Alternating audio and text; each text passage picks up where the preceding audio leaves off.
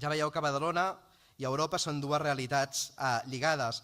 La gent d'Albiol, i vaig acabant, la gent d'Albiol és la gent de Salvini, és la gent d'Orbán, és la gent de Le Pen, és la simplificació i estigmatització, és l'atac al dèbil, és la protecció de les grans empreses per eximir-les de les seves responsabilitats. I això ho hem vist, malauradament, aquest principi d'any amb l'incendi de Sant Roc.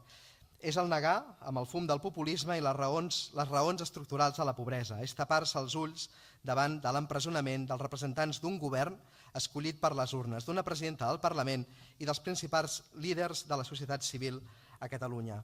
Polítics presos que resulta que són, mal els pesi i peti qui peti, presos polítics. El populisme es combat amb més democràcia, assumint drets com la d'autodeterminació i es combat amb redistribució i inversió pública.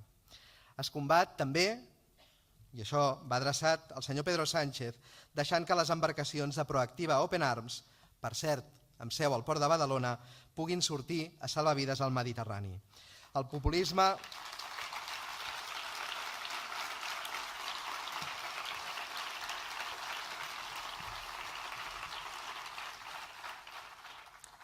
El populisme i el racisme es combaten i es combatran a les urnes i el 26 de maig no podrem fallar i aquesta ciutat no fallarà.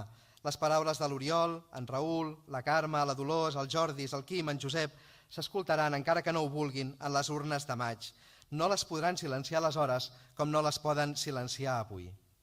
Qui us digui que Europa no importa, que són eleccions de segona, no és només que menysté el projecte compartit clau en el nostre benestar i oportunitat, sinó que menysté el seu poble i ciutat. Moltes gràcies.